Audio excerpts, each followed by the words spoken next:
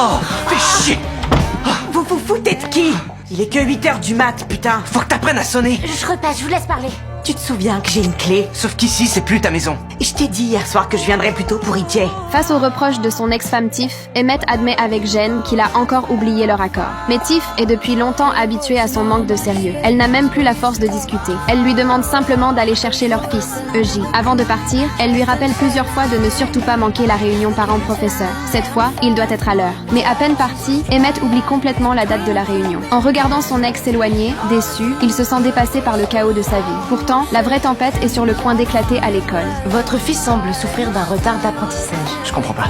Il a probablement du mal à se faire à ta vie qui part en bordel total. C'est moi qui demande le divorce et qui emménage avec mon dealer. Non, toi tu te contentes de te faire ma meilleure amie. Je me fais quicha depuis le lycée. Et je vais me sentir mieux avec cet argument. Excusez-moi. Madame Green intervient fermement pour les calmer. Elle leur explique que, s'ils veulent le meilleur pour leur fils, ils doivent mettre leurs différends de côté et lui offrir plus d'attention et de présence. Le souci, c'est qu'on a du mal à s'encadrer. Qu'est-ce que j'en ai à faire?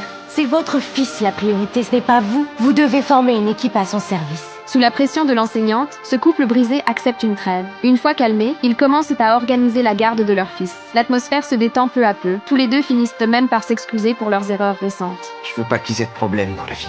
J'aimerais que le Smoky soit une franchise et quand ils seront grands, ils pourront la gérer. Ce sera une sorte d'héritage que je pourrais leur transmettre. Tu m'as jamais dit que tu voulais faire ça? J'y ai beaucoup pensé ces derniers temps. Alors que leur relation semblait s'apaiser, Keisha revient avec les enfants. Cette rencontre gênante brise immédiatement le moment. Après le départ de Tiff, Keisha se confie à Emmett sur ses difficultés. La conseillère de l'école lui a demandé de quitter son logement étudiant avec son enfant. À court de solution, elle lui demande si elle peut venir vivre chez lui. Contre toute attente, Emmett accepte immédiatement. Mais Keisha craint la réaction de Tiff. Cette fois pourtant, Emmett reste étonnamment ferme. À emménager avec ce type, j'ai dû faire avec. Elle aussi, elle fera avec. C'est ma meilleure amie et je l'ai presque perdue. Il faut qu'on vive notre vie pour nous.